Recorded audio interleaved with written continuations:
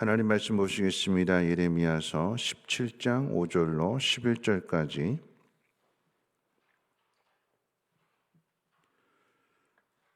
예레미야서 17장 5절로 11절까지 한 절씩 교독으로 읽고 마지막 절은 같이 읽겠습니다. 여호와께서 이와 같이 말씀하시니라. 무릇 사람을 믿으며 육신으로 그의 힘을 삼고 마음이 여호와에게서 떠난 그 사람은 저주를 받을 것이라. 그는 사막의 떨기나무 같아서 좋은 일이 오는 것을 보지 못하고 광야 간조한 곳 건건한 땅 사람이 살지 않는 땅에 살리라. 그러나 무릇 여호와를 의지하며 여호와를 의뢰하는 그 사람은 복을 받을 것이라. 그는 물가에 심어진 나무가 그 뿌리를 강변에 뻗치고 더위가 올지라도 두려워하지 아니하며 그 잎이 청정하며 가무는 해에도 걱정이 없고 결실이 그치지 아니한 같으리라. 만물보다 거짓되고 심히 부패한 것은 마음이라. 누가 능히 이를 알리오마는. 나 여호와는 심장을 살피며 폐부를 시험하고 각각 그의 행위와 그의 행실대로 같이 보응하나니. 있습니다. 불의로 치부하는 자는 자고새가 낳지 아니한 알을 품음 같아서 그의 중년에 그것이 떠나겠고 마침내 어리석은 자가 되리라. 아멘. 오늘 우리가 읽은 이 말씀 가운데는 두 가지 비유가 등장하게 되는데, 마지막 절에 불의로 치부하는 자는 자고새가 낳지 아니한 알을 품음 같아서 그의 중년에 그것이 떠나겠고 마침내 어리석은 자가 되리라. 누군가가 알을 하나 던져 넣어줬는데 그것이 자기 알인 줄 알고 열심히 품었고 열심히 먹이를 날라다 먹였고 키워놨는데 나중에 내 엄마가 아니네 하고는 날라가 버리게 되는 거야. 내 것인 줄 알고 열심히 공을 들였는데 그런데 날라가 버리게 되면 그 모든 수고가 다 헛되게 되는 거죠. 자, 오늘 이 이야기는 하나님을 의지하느냐 아니면 사람을 의지하느냐에 대한 비유의 말씀으로서 첫 번째 자고эт에 대한 비유였고, 두 번째는 나무에 대한 비유를 들게 됩니다. 사막에 심겨진 떨기나무와 또 시냇가에 심겨진 그 나무, 결국 이것은 사람 의지하느냐 아니면 하나님 의지하느냐의 그 차이를 드러내는 것인데, 떨기나무의 경우에는 광야 가운데 있는 거잖아요. 이 광야 가운데 푸른 빛이 보여서 막막하고 삭막한 길을 걸어가는 사람이 그 나무를 보고는 기대하는 마음을 가지고 열심히 달려가 봤는데, 그런데 떨기나무예요. 나무도 작고 거기에 아무런 열매가 없습니다. 사막이기 때문에 물은 더더욱 없습니다. 떨기나무를 비유하는 것은 사람 의지하는 것을 지금 비유하고 있는 거예요. 사람을 의지한다라고 하는 것은 스스로를 믿는 것인데, 근데 스스로 조달할 수 있다라고 생각하기 때문에 사람 의지하게 되는 거죠. 무엇을 믿느냐의 차이입니다. 그러니까 사람을 믿느냐 아니면 하나님을 믿느냐의 차이인데, 양자 모두 다 신뢰하지만 믿지만 그 대상이 다른 것입니다. 사람을 믿는다라고 하는 그 사람은 결국은 하나님에게서 떠나 있는 사람이고, 하나님 믿는 사람은 하나님께 붙어 있는 사람입니다. 누구에게서 공급을 받는가? 하나님에게서 떠난 사람은 하나님으로부터 공급을 받지 못하니까 자기 스스로 그 모든 것을 해결하려고 하는 거예요. 그러니까 열심히 하나님을 대신하여 세상을 찾아다닙니다. 반대로 하나님을 의지하는 사람, 요한복음 15장에 기록된 것처럼 포도나무 가지가 그 포도나무에 붙어 있을 때에 포도나무로부터 영양분을 공급받아서 열매를 맺는 것처럼, 하나님 앞에 붙어 있는 사람, 하나님을 떠나지 않는 사람, 다시 말하면 하나님을 의지하는 사람은 하나님으로부터 모든 것을 공급받습니다. 공급의 차이인 거예요. 사람이 공급해 줄 수 있는 한계와 하나님이 공급해 주시는 한계를 한번 비교해 보십시오. 사람이 어디까지 나를 도와줄 수 있을까? 그리고 하나님은 나를 어디까지 도우실 수 있는가? 믿음의 차이라고 이야기할 때 사람을 믿느냐 하나님 믿느냐의 이 차이가 되는데, 결국은 사람을 믿는다라고 하는데 중심은 결국은 자기를 믿는 거죠. 하나님을 대신해서 열심히 세상을 찾아다니는, 지금 남유다에 대한 이야기로 비유한다면 망한다라고 했을 때에 지금 힘은 약해져 있고 주변의 나라들은 강해져 있어서 바벨론, 아수르에 의해서 북이스라엘 망했고 이제 남은 남유다마저도 바벨론이 위협하는 그런 상황 속에서 어떻게 우리가 살 길을 찾을 것이냐, 어떻게 이 나라를 지킬 것이냐, 어떻게 성벽 열심히 쌓고 보수하고 거기에 대하여 이건 우리 힘만으로 안 되니까 누군가 우리를 도와줘야 된다. 바벨론이 세니까 바벨론에 가서 무릎 꿇기는 싫고 바벨론에 견줄 만한 세력을 열심히, 마치 영업사원이 자기 물건 팔기 위해서 좀 돌아다니는 것처럼 열심히 돌아다니는 거야. 누가 좀 나 좀 도와달라고. 세상을 의지해서 이 문제를 해결하려고 하는 것이지만, 그런데 실상은 뭐냐면 자기 자신을 믿는 거야. 난 걱정하지 않는다. 이 문제 내가 해결할 수 있을 거야. 난 사업 수완이 좋아서 내가 가서 도와달라고 하면 다 도와줄 거야 하면서 하나님을 대신해서 열심히 사람을 찾아다니고 사람에게 도움을 구하는데 결국은 자기 자신을 믿는 거야. 이건 내가 해결할 수 있는 문제다. 사람이 가진 힘이라고 하는 거 하나님이 치시면 아무것도 아닌 거잖아요. 여러분 어저께 큐티 하신 분들 8번째 재앙이 메뚜기 재앙이잖아요. 그런데 그 메뚜기 재앙을 왜 내리셨는가? 우박을 통해서 하나님께서 치신 그 모든 것들에 대하여 남아있는 것, 그것 가지고 의지하는 이 바로를 치신, 그 남아있는 것마저도 메뚜기가 싹 먹어버리죠. 그 다음 의지하는 것이 무엇이냐? 마지막 10번째 재앙이 아들 장자를 치는 것인데, 결국 자식을 믿겠다는, 내 힘으로 얼마든지 지켜줄 수 있고 다음 세대를 이어갈, 하나님 그 치시는 거예요. 결국은 항복하게 되는 거잖아요. 여러분 우리 인생이라고 하는 것이 우리 스스로 무언가를 할 수 있는 것이 아니라 하나님이 도와주시지 않으면, 하나님 공급해 주시지 않으면 아무것도 할 수 없어요. 우리가 교리 공부를 통해서 배우는 것처럼 하나님이 사람을 지으셨기에 그 코에 생기를 불어넣어 주셨고, 그리고 모든 것들을 다 지으신 하나님께서 그 모든 것들을 맡겨주셨기 때문에 우리가 만물의 영장으로서 그 모든 것들을 다스리며 하나님 앞에 영광을 돌리는 것이지, 하나님에게서 떠나게 되면 모든 게 다 썩고 부패하게 되는 거죠. 무엇을 의지하는가? 세상을 의지하고 사람을 의지하고 결국은 자기 자신을 믿고 자기 자신을 의지하는가? 여러분 이 이야기에 대해서 칼빈은 이렇게 비유를 했어요. 마치 풍선과도 같다. 고무풍선을 열심히 빵빵하게 불면 점점 커지잖아요. 그러면 하늘을 나를 수 있을 것 같고 모양도 동그랗게 예쁘게 잘 나오고, 이 고무풍선이 바람이 들어가니까 탄탄하면서 탄력도 생기게 되고 탱글탱글하고 윤기도 나고. 그런데 아무리 그렇게 빵빵한 풍선이라 할지라도 바늘 하나 갖다 싹 갖다 대면 뻥 터져버리게 돼요. 요란하게 크면 클수록 소리가 더 요란하게 터지죠. 그리고 그 결과는 쭈글쭈글한 그 고무 가죽만 남게 되는 거예요. 우리 인생이 그렇다라고 하는 것입니다. 우리가 의지하는 것, 믿는 것, 그 믿는 구석에 대하여 하나님 바늘 한번 딱 갖다 대시면 빵 터져서 아무것도 안 나. 무엇을 의지하는가? 오늘 예레미야 선지자는 하나님 의지하다, 하나님 의지하는 것이 복이다라고 이야기하는 것입니다. 하나님 의지하지 않고 자기 자신을 의지하는 사람, 결국은 하나님을 아는 사람은 자기 자신에 대해서도 아는데 하나님 모르는 사람은 자기 자신에 대해서도 모르는 것입니다. 흑백을 분간하지 못하는 사람처럼 어둠에 있거나, 어제 이제 성경 공부, 생명의 삶 성경 공부하신 분들 요한복음을 정리하면서 요한복음 1장이 뭐라고 이야기할까요? 말씀이 육신이 되어서 이 땅 가운데 오셨는데 사람이 알아보지 않았대요. 하나님을 영접하지 않았대요.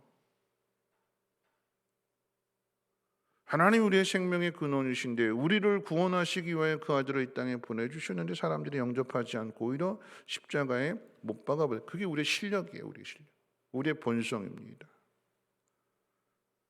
죄라고 하는 것은 누군가를 미워하고 때리고 도적질하고 살인해서 그런 죄를 지었기 때문에 우리가 죄인이 아니라 우리가 죄인이기 때문에 그런 죄가 나오게 되는 거예요. 부지런히 우리 자신을 살피고 우리의 실체를 알고 우리 오늘 본문에서 표현하는 것처럼 만물보다 거짓되고 심히 부패한 것이 우리의 마음이라고 그랬어요. 그게 우리래요.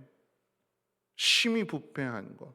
하나님에게서 떠나게 되면 생명이 공급되지 않기 때문에 마치 어항에 고기가 있는데 물고기가 있는데 주인이 열심히 먹이를 주고 이 물고기가 똥을 싸면 또 이거 오래도 놔두면 이거 물갈이 해주고 그렇게 산소도 공급해주고 그래야 이 어항 안에서 물고기가 자유롭게 헤엄치는 거 아니겠습니까? 근데 나 잘났다고 내가 마음껏 헤엄친다고 내버려 두라고 한다고 해서 그럼 주인이 그럼 너 한번 해봐라 하고 가만 내버려 두면 이 어항 속에 있는 물고기는 어떻게 될까요? 물이 오염되고 그 오염된 물 속에서 결국은 물고기도 썩어서 죽게 되는 거죠.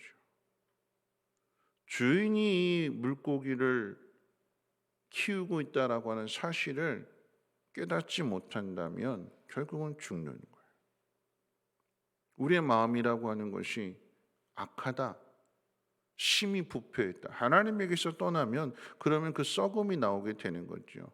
여러분들 반복해서 말씀드리지만 다윗이 하나님 마음에 합한 사람이라고 이야기하지만 다윗도 죄인이잖아요.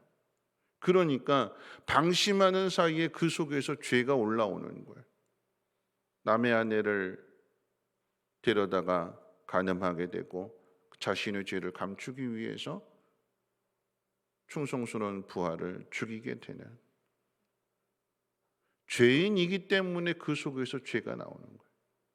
그런데 이것을 회개하고 다시금 하나님 말씀을 사모하게 되고 무엇보다도 하나님의 영이 떠나는 것에 대해 죄짓고 나니까 이걸 두려워하게 돼서 더 간절하게 겸손하게 하나님 의지하고 하나님 말씀을 붙들고 살아가는 그 다윗의 모습, 그 모습이 하나님 마음에 합한 것이지 다윗이 태어날 때부터 그렇게 완전하게 하나님 마음에 합한 사람이 아니라, 여러분 성경 자세히 보시면 다윗도 인간적인 방법 써서 어떻게든 사울에게 잘 보여서 순탄하게 왕이 계승받으려고 인간적인 꾀를 쓰잖아요.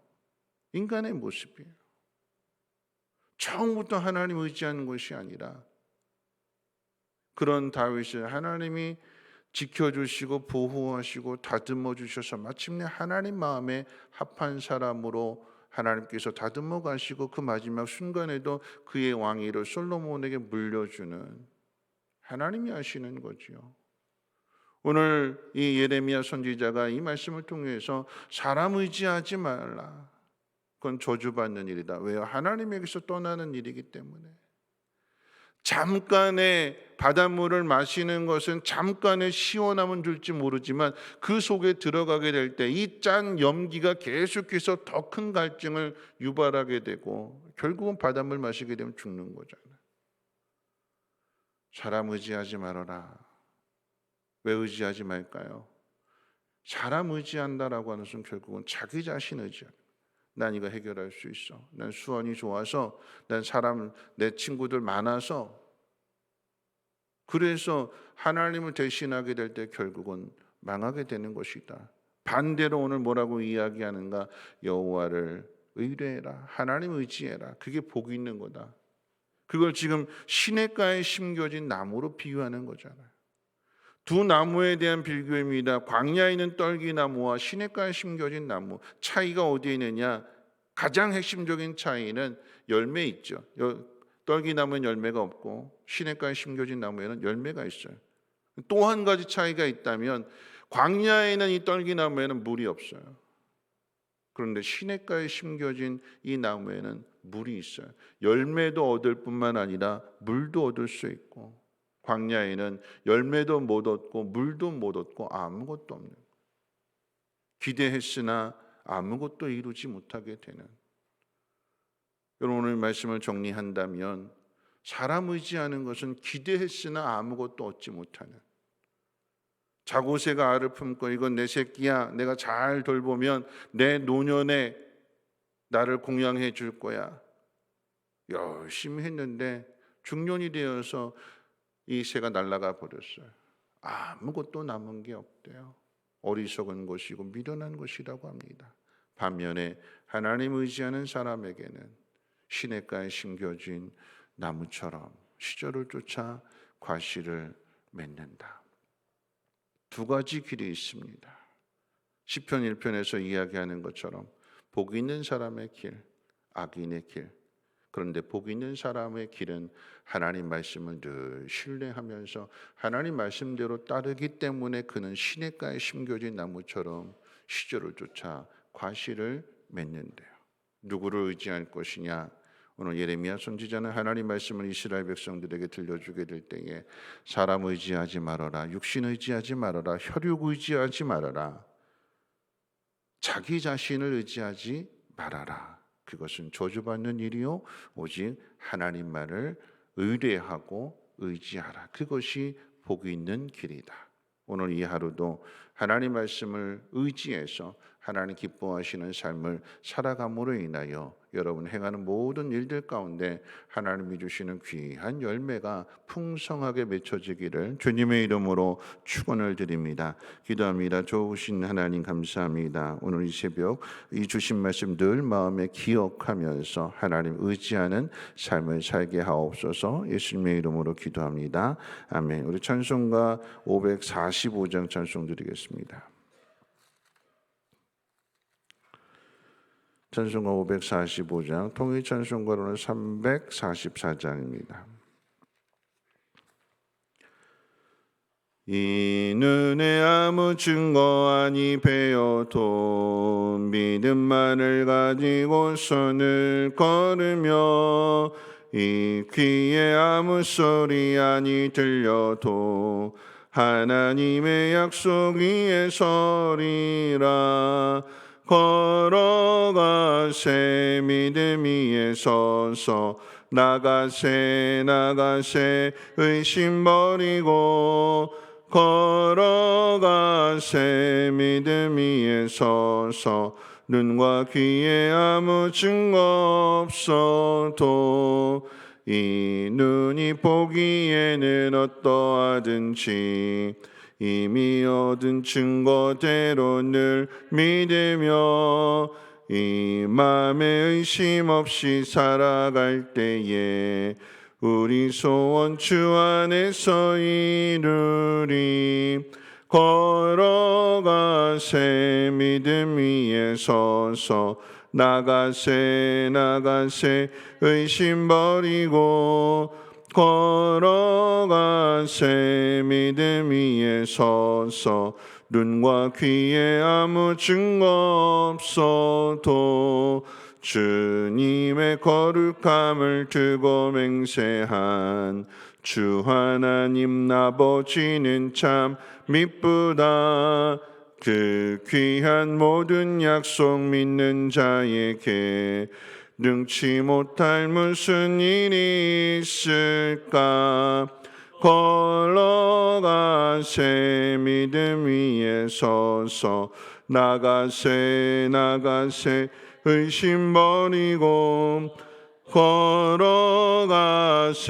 믿음 위에 서서 눈과 귀에 아무 증거 없어도. 오늘 말씀 생각하면서 함께 통성으로 기도하실 때 우리가 분명하게 기억해야 되는 것은 만물보다 거짓되고 심히 부패한 것이 사람의 마음이라고 했습니다. 왜냐하면 타락했기 때문에, 타락한 본성을 가지고 태어났기 때문에. 우리가 잊지 말아야 되는 것은 우리가 죄인이기 때문에 죄가 나오는 것이지 죄를 지었기 때문에 죄인 되는 것이 아니라고 하는 사실입니다. 그러면 우리가 이런 본성을 가지고 열심히 하나님의 영께서 인도하시고 가르쳐 주시는 대로 순종해야 되는 거 아니겠습니까? 여러분 믿음이 뭘까요? 믿음이라고 하는 것은 하나님이 그렇다고 하면 예 그렇습니다 하는 것이고, 하나님이 아니라고 하면 네 아닙니다, 멈추라고 하면 멈추는 것이고, 가라고 하면 가는 것, 그게 믿음 아니겠습니까? 내 생각 내 판단이 아니라 하나님 주시는 말씀 따라 가는 것, 그것이 하나님을 의지하고 의뢰하는 것입니다. 우리 시간 함께 기도하실 때 하나님 말씀대로 순종하며 살아감으로 시냇가에 심겨진 나무처럼 과실을 열심히 풍성하게 맺는 그런 복 있는 삶이 되게 해달라고, 하나님의 뜻에 순종함으로 인하여 하나님의 영광을 나타내는, 하나님을 기쁘시게 하는 오늘 이 하루 되게 해달라고 함께 통성으로 하나님 앞에 기도하겠습니다. 거룩하신 하나님 감사합니다. 오늘 예레미야 선지자를 통해서 우리에게 주시는 이 말씀을 마음 가운데 새기게 해주시고, 내가 나를 믿는 것이 아니라 또한 세상을 믿는 것이 아니라 하나님 모든 것들을 다 내려놓고 오직 하나님만을 의뢰하며 하나님만을 신뢰하며 믿고 나갈 수 있는 우리의 믿음이 되게 하옵소서. 하나님이 하지 말라고 하시면 하지 않는 것이고, 하나님이 하라고 하시면 하라는 것이며, 또한 하나님께서 이렇게 말씀하실 때에 동의함으로 우리가 하나님과 동행한다는 사실을 하나님 기억하게 해주셔서 사람의 생각으로 하나님 말씀을 판단치 않게 하시고 불순종하지 않게 하시고, 오늘 이 하루도 하나님의 뜻대로 순종함으로 하나님의 뜻을 이루며 하나님의 영광을 나타낼 수 있는 복이 있는 사람들 되게 하옵소서. 하나님에게서 멀어지는 사람은 스스로 모든 것을 책임져야 하기에 걱정과 근심과 두려움 가운데 살아가지만, 하나님 믿는 사람은 하나님 앞에 모든 것을 맡겼기에 하나님 어떤 장소에 있다 할지라도 마음의 평안함을 누리는 것처럼 하나님 믿는 믿음 가운데 있어서 시냇가에 심겨진 나무가 그 물가로부터 영양분을 공급받고 물을 공급받아서 귀한 열매를 내는 것처럼, 하나님 우리도 하나님 말씀을 듣고 그 말씀 가운데 순종함으로 인하여